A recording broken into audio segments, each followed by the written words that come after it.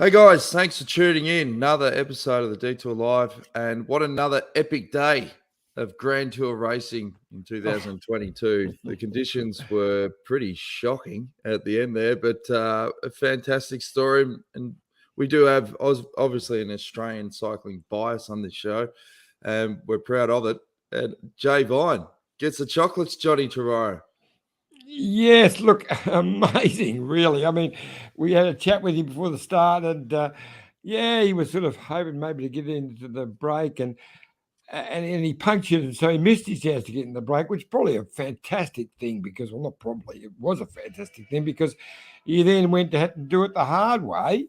He, went just shot away from all the big stars, and a horrendous day, as you said.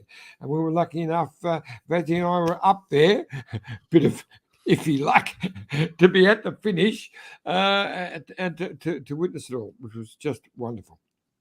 We've had Jay. Here's the reaction post finish line.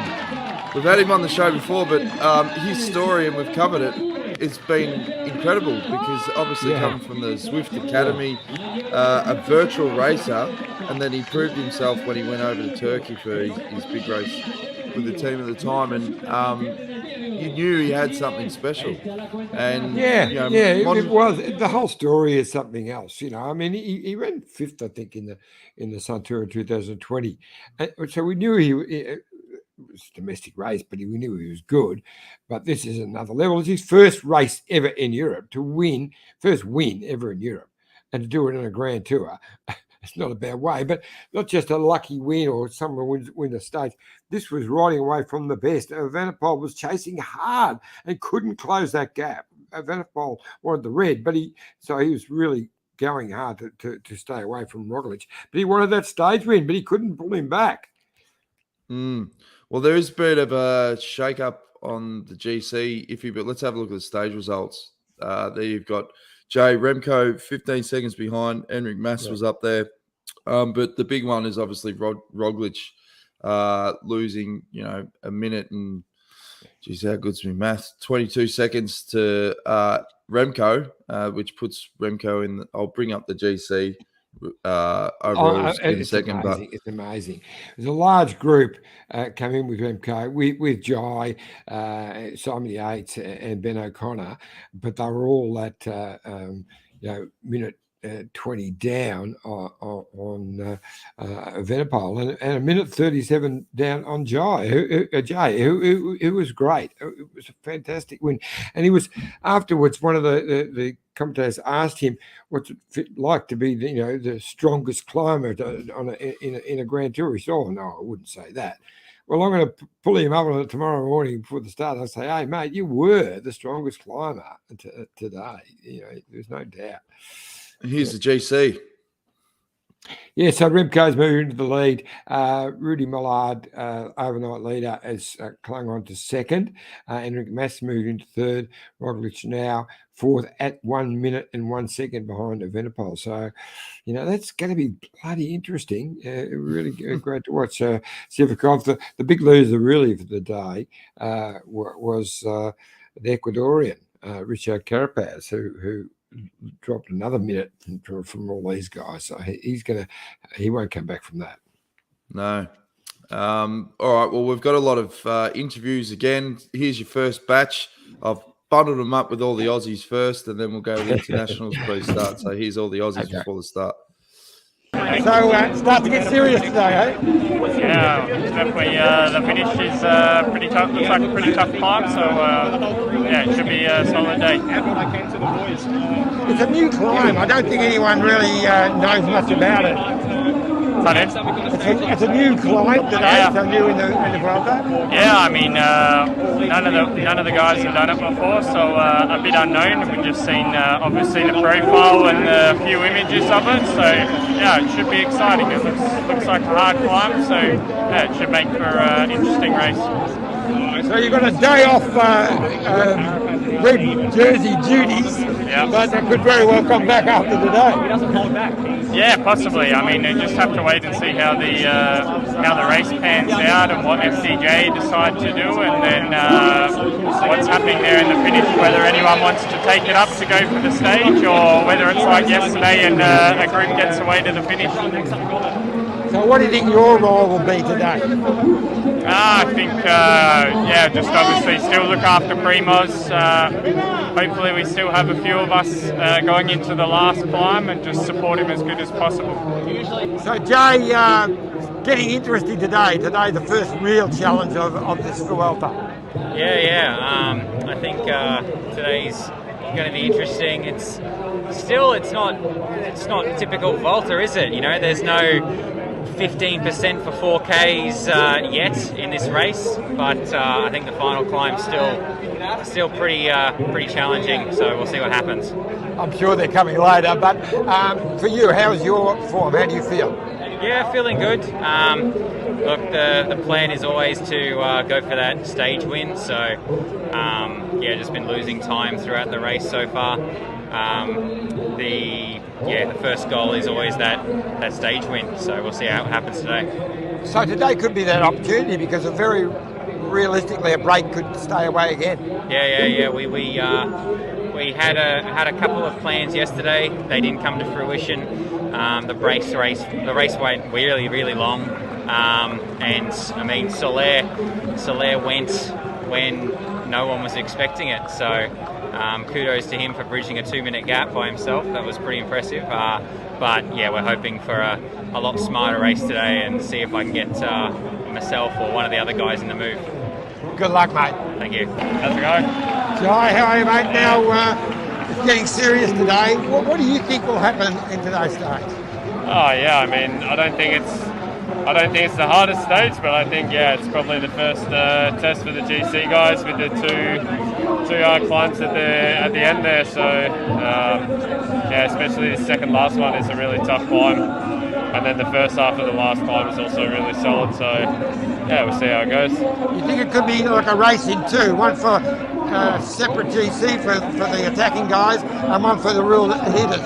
Yeah, I mean, I can see it being a big fight for the breakaway again today, and it'll be interesting to see what FDJ do and what Jumbo do, but I think it'll be a hard finish, and I don't think it's super decisive, but I think it'll be pretty solid. And you yourself, how are you feeling at the moment?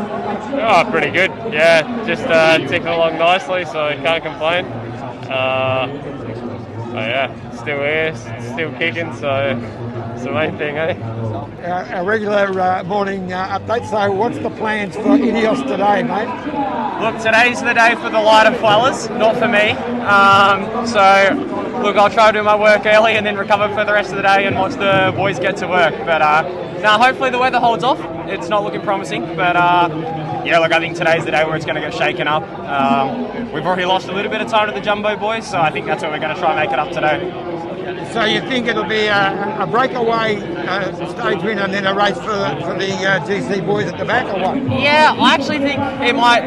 The GC guys might go for the win. Those 10 seconds at the end are quite important. We already saw Roglic is pulling away using that, so I think maybe we'll try and keep it together. I think that second last climb, that penultimate climb, is actually the harder one, and I think if the GC boys go hard up that, it'll come back together and they'll race for the win at the last one.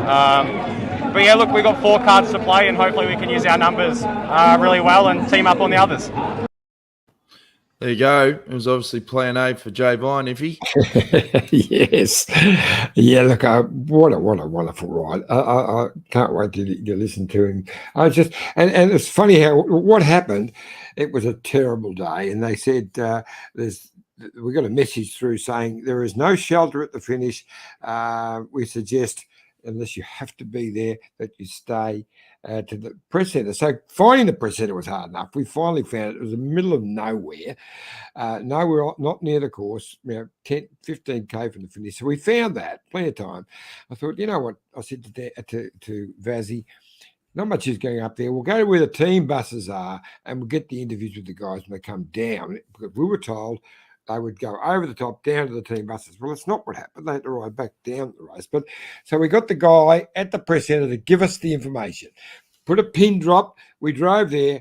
No, sent us the wrong way. We hit the course, 4K to go. It's you've got no vision at all. The fog, whatever you want to call it, the low cloud was in. You could see 20 feet.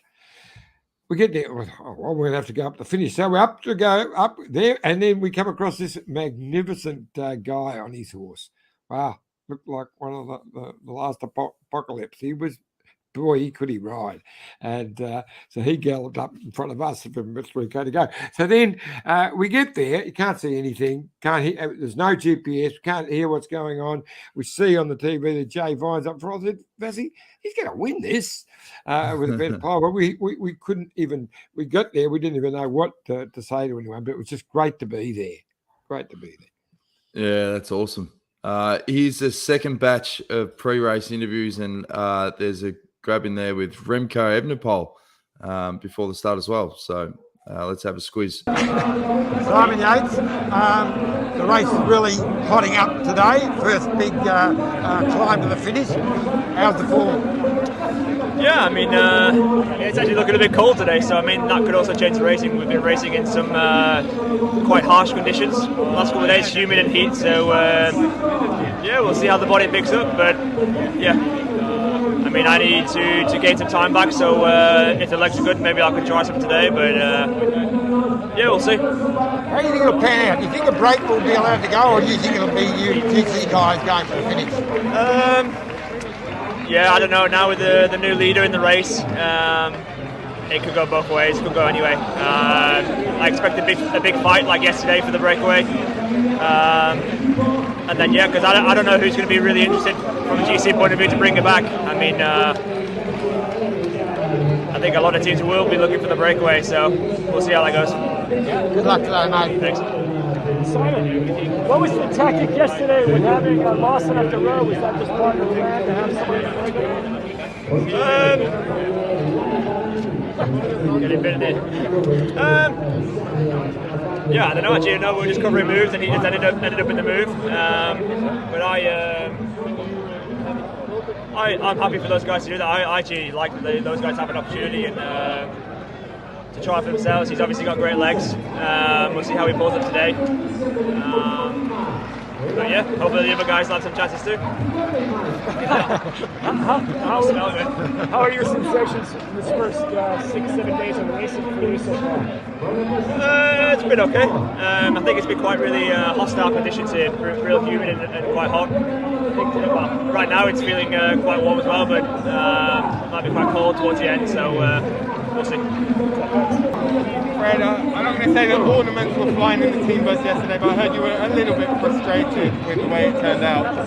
Yeah, I was, but I just can't let that get to me, you know. I think I've obviously I'm in really good shape after the tour, and I just got to keep pushing, and it's gonna come, you know.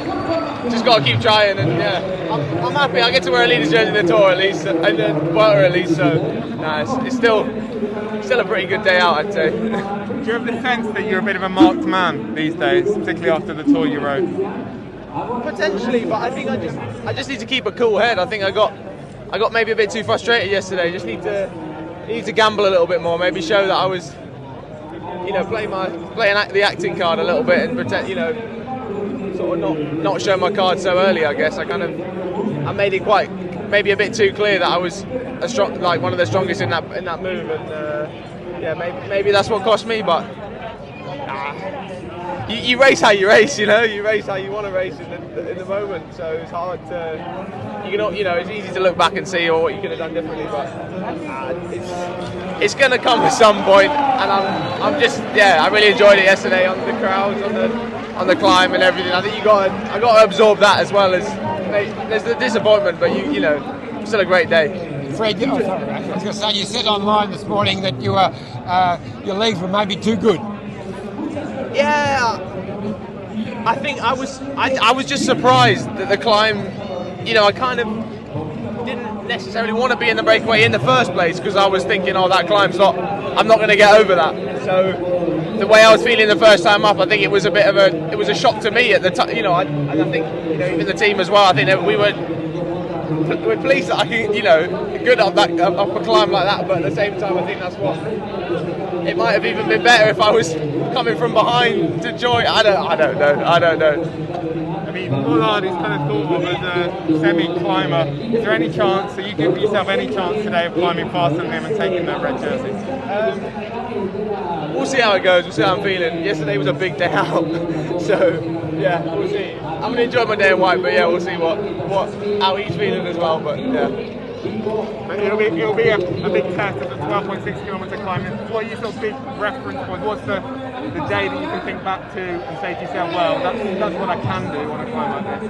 I mean, to be honest, yesterday I kind of felt, wow, this is, I've never climbed like this before. So yeah, we'll see. But there's a lot of breakaway. There's going to be more breakaway opportunities. So I kind of got to think about those as well. So we'll just see how I'm feeling today, to be honest. Cheers. Daryl, What's happening? life in the old dog yet, mate? Still some left in the tank, eh? No, it was a tough day yesterday. But yeah, I gave it everything I had. I rode it smart. I had nothing else left to give. I had one bullet left for that sprint, so that was it, Praying, gambling, everything had come back together, but didn't come back together, so that's how it goes. Yeah. At one stage there, 2K to go, it looked like they might be coming back. You would be thinking about a stage win then. Yeah, I thought it was going to happen. I knew Fred and Rudy were going for the jerseys. So I thought, okay, there'll be a bit of a tussle between the two of them, but yeah, I was hoping that one of them would close it, but there were so many guys there, everyone by themselves. Very difficult to pin it on someone else to bring it close. So they had I think us being there all together has just helped him win. So yeah, I mean, I was happy to win the sprint. So yeah, it's a shame it's the second. Sensational ride, mate. Good luck today. Thank you. Cheers. What do you know about the climb? Nothing. Absolutely nothing.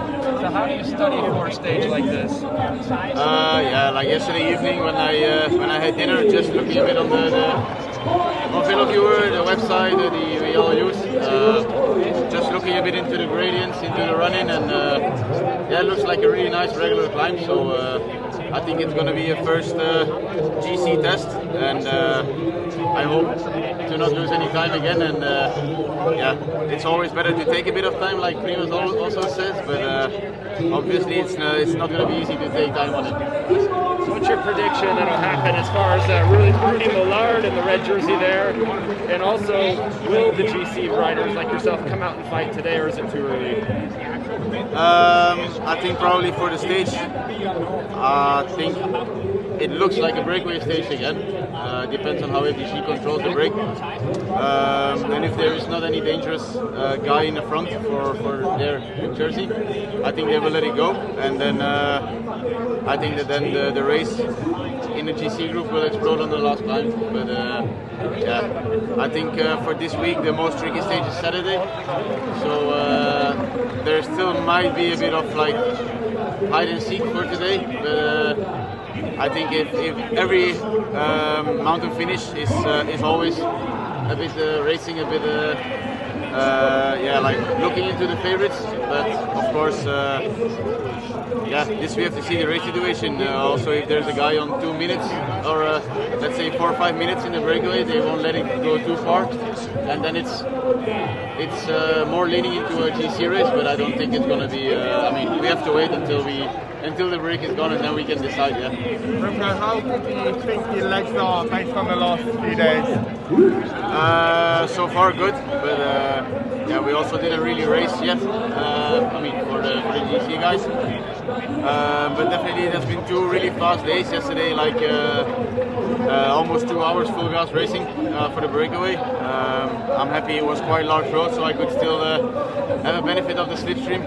But definitely, I think it's stage 6 now, with some hard races, with some hot weather conditions. So the legs will start to feel a bit sore for everybody. But I just hope that the soreness is not too high for me today. All right, well, there's a good batch of interviews from before the start. Now, protocol, John. When the host broadcaster for their country are chatting to the rider, you can't cut them off. I didn't cut him off. I let him go, and I just jumped in with a good one. Well, I'm just trying to prevent Biffo in the mix zone coming up, mate. All right, let's have a quick break. When we come back, we've got all the post-race reaction, including an interview with Jay Vine, so stay tuned. Look at this bike. You think it's just a bike, right? But it's not. It's a bike 374 people are looking at. This guy, this girl, them, all looking at it. People from here, there, and wherever this is. People that are looking for a bike. Or just a piece of it.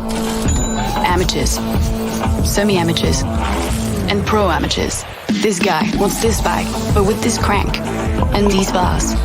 This could be the perfect match. But not this one. This girl has a bike to sell, and thousands of people might purchase it. Eyes on Bikes help grow small businesses. His, hers, yours, and the latest data and insights help those businesses keep moving. We are the world's #1 bike marketplace, with over 500,000 products and 900 brands, where buyers and sellers are brought together in a place where a bike is never just a bike. Bike Exchange, where the world buys, sells, learns, and rides. Thanks again, Bike Exchange. Get over to bikeexchange.com.au if you need anything bike related. You need a mountain bike, e-bike, road bike, any bike accessories. You'll get the best deal, and you'll be supporting your local dealers wherever you are in the world, John. Exactly, and they're a great company that also sponsor one of the great bike teams in the world too. So it's a win-win for everybody. Win a chicken dinner. All right, let's have a look at all the post-race interviews, as we said, with particularly Jay Vine after the finish. Sensational.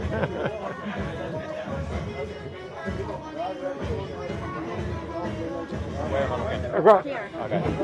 You go.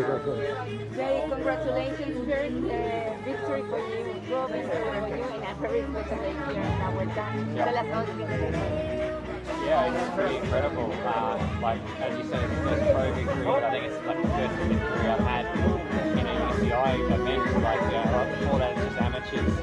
So, yeah, I'm so close so many times this year alone. It's pretty special to get that win, especially like at a Grand Tour. Like, you asked me 3 years ago when I was racing back in Australia, this would not have even been close on my mind. It's real, it happened, and I don't know if it was the flattest. Absolutely not. I got a flat tyre 5 kilometres into the race and missed the break. I literally got back to the bunch as the break went, and it was still in the plan for me to, do something from the GC group if it all came back together. But I mean, I watched the tour. The GC group's pretty fast, so to be able to attack away and stay away is pretty special. How is it to be fighting for a safe victory, knowing that Remco Evenepoel is coming behind? Yeah, well, he got away from me at the tour of Norway a couple of months ago, so I was able to stay ahead of him this time. It's pretty cool. But yeah, I mean, this sort of effort from sea level to about 1,100 metres is sort of what I'm really good at. I live above this height. I think it's 1,100 metres here. I live at 1,300, so yeah, it's a pretty nice win. What were your first thoughts when you saw yourself as a victor? The first thoughts were absolutely towards my wife, who supported me basically to try and turn pro. We sold everything back in Australia. So I'm going home in November, and I'm going to be living out of a suitcase for a couple of months. Home is now in Europe, and she gave up everything. She gave up her professional life to be able to support me. So yeah, that one was for her. Thank you. So Jay, we spoke this morning. You said you're trying it up the road, but you had that early puncture. Yeah. Did you think, that may be your chance going? Yeah, absolutely. I was sort of sulking for the first 40 kilometres. Frederick was trying to keep us focused, and that was even before the rain, and keep us focused because they were keeping us sort of on a tight leash to the break, and we weren't sure how the day was going to go, but yeah, then it started raining, and the sulking probably got even worse for myself internally. But I think everything started clicking as we hit that steep climb, and as we started catching the break, it was it was game on. So yeah. Now it was a very aggressive move of yours to go so early. I mean, you took them on. Yeah, I mean, I knew the gap was like about a minute or something, and I knew to try and close that gap and not explode getting across it. Needed to go really long. Frederick in the radio was telling me that, they're not going to look at you. You're 13 minutes down, and to be able to comfortably close the gap and then go past and still hold on to the end, needed to go long. It was steeper at the bottom as well, so yeah, we just decided to take on from the bottom. Now that you know that you are one of the most powerful climbers in the race, how are you going to approach the next multi-shot finishes? Yeah, I wouldn't say I'm one of the most powerful climbers in the race, but yeah, I mean, it gives me confidence knowing that I can sort of race from both groups, from the breakaway and the GC group. Yeah, I mean, I'm still a long way down in GC, so I mean, I'll probably get some freedom, but I don't think they'll let me go again like that from the main group so far out. Jay, what means this one for you? What means this stage win for you? I mean, it means everything. Your first professional win. To have it at a Grand Tour, to have it in my second year professional is pretty cool, pretty damn cool actually. Okay. Well done, mate. Thanks, Harry, I know you've got to go, but pretty rough day up there, eh? Yeah.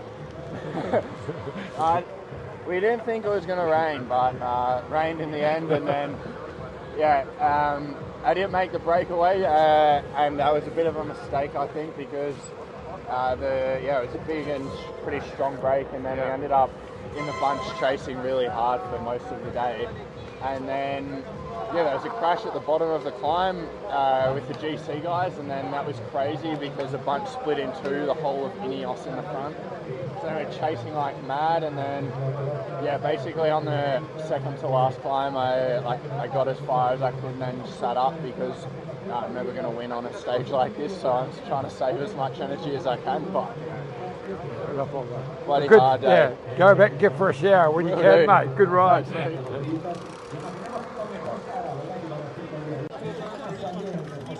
That one. Just a quick one, mate. Terrible day in the office today, mate. Yeah, I mean, it actually suits me a bit better, this weather, but it was pretty unexpected. Pretty wet out there, pretty hard climbs also. Yeah, I didn't even see where Simon finished because of all the fog and stuff. Do you know how we're also not sure. I know he was the first to attack of the real contenders. I think he wanted to have a crack today. I saw that. And then I'm still yet to find out how he went. Yeah. All right, well, get back and have a shower, mate. You've got about 12k to ride in the freezing cold. Thanks, mate. Yeah, there you go. There's post-race interviews. Apologies for the audio. I had the same sort of issues with those wireless Go mics. Looks like your one was going iffy, but the stick was out of action. Yeah, I'll have to check that. Yep. Yeah. All right, let's have a quick look at the profile for stage 7. Looks like another pretty epic stage. We've got the Big Cat 1 with 125 Ks into the stage, 190 Ks all up. But where they finished, John, in 2018 is when Simon Yates regained the leader's jersey and retained it till Madrid. So it's got a history of jerseys flipping over. I think the same thing happened in 2016 as well. Jersey changed hands. So what are you expecting? Yeah, look, when you have a major category climb like that so far from the finish, it doesn't normally affect the GC so much. But it's very fast from there on. There's a big run down. It's fast all the way. So it's going to be interesting, isn't it? I mean, you can't imagine Quick Step letting it go too far. So Blake will try and get away early, but I think there'll be lots of attacks on that climb. Yeah, I think it's going to be a monster stage. And I think the big boys will be racing for it again. And Simon Yates, you spoke to him before the start. He seemed like in pretty good spirits. He was obviously attacking. And what are you expecting from Yatesy? Yeah, look, it's not the type of stage that I would accept expect Simon to win, but I think he will try and get split it up on that climb. I think it's going to be a really attacking stage. So, yeah, I think Evenepoel will still be in red by the end of the day tomorrow, but a small break could get away in the last part of it, of the guys not on GC to take the stage. From there'll be only strong guys left, but there'll be a small group go clear to take the stage. And before we go, Caleb Ewan had a win in stage 1 of the Deutschland Tour. Yes, and he said it was it meant a lot to him because he's so devastated that he's not been selected to represent his country in his backyard. Backyard, as he said, which it is. It's only 40 or 50 kilometres from his hometown, Wollongong, from Bowral. So, he's devastated. He believes he should have been picked. So he said, end of story. Nothing more to say about that. That's what he said. So. That's the type of guy he is anyway. Yeah. Who's your prediction for stage 7? Who do you think's going to win? Yeah, look, I think it could be someone like Fred Wright. Yeah? Yep. He'll come back after, he'll get spat in the climb, come back, and then get up the road. Well, he's had a lot of he was thereabouts at the tour, and he had a lot of impressive rides, and he's still got the form, which is great to see. And he's such a good character. So, I'd love to see him get up and get the chocolates. So we'll wait and see. Thanks again for all the support, guys. Make sure you like, share, subscribe. YouTube.com/Detour Podcast. Johnny? Yeah, just a veil to one of the legends of cycling who passed away today, Herman van Springel. Herman van Springel, a Belgian superstar who ran second in the Tour de France, but more famous for Paris-Bordeaux, which was the longest classic. It was a classic where they used to bring the motorbikes in. They have motor paced, I think it was about 400 kilometres. It was a ridiculously long race, and he won it 7 times. And he was my teammate. Last year I raced over there with Safir. Just a legend of a guy, one of the nicest guys you'd ever meet. Not that I knew him very well. I only raced a couple of small races with him, but he was an absolute legend. Yeah, sad to hear that news, mate. All right, we'll be back again 6:30 a.m. Australian Eastern Standard Time. Make sure you tune in, tell your mates, and we'll see you then. Should be another epic stage. Take it easy. Be there.